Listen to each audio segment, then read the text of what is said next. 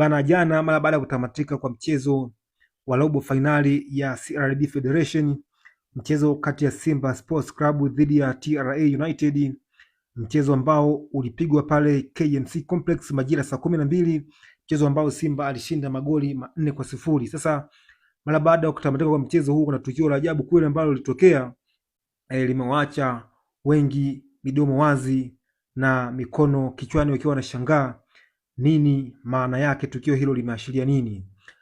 Sasa mara baada ya kutamatika kwa mchezo huo, Selemani Mwalimu dhidi ya Ramadhani Chobwedo kama walizua story nyingine. Yaani Chobwedo na Selemani Mwalimu walikuwa wanataka kubadilishana jezi. Unajua mara baada ya mchezo wachezaji wanatabia kubadilishana jezi kama ishara ya fair play. Kwa hiyo Chobwedo alikuwa anataka kubadilishana jezi na Selemani Mwalimu, lakini Selemani Mwalimu ni kama aliwasikiliza watu kutoka benchi la ufundi, kama viongozi wale.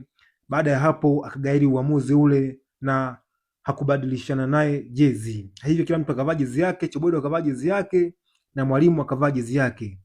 Bwana, tukio hilo limewaacha watu wengi sana midomo wazi, kwamba limeashiria nini, kama Selemani Mwalimu alikataa au vipi. Lakini kabla ya kukataa kwa Selemani Mwalimu, aliangalia kwanza kwenye benchi la ufundi, ndipo akapokea maelekezo kwamba asibadilishane naye. Kwa hiyo Selemani Mwalimu ni kama yeye hakupenda, lakini maelekezo ndio ambayo yalitembea, kwa sababu alikuwa amevua kabisa na Chobwedo alikuwa amevua kabisa jezi. Lakini mara baada ya hapo Selemani Mwalimu akapokea maelekezo kwamba no, asifanye uamuzi huo kubadilishana jezi na Ramadhani Salum Chobwedo.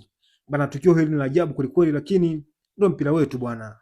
Wewe unalipi la kusema bwana kwa tukio hilo? Dondosha comment hapo. Hii hapa ni Utuna Media.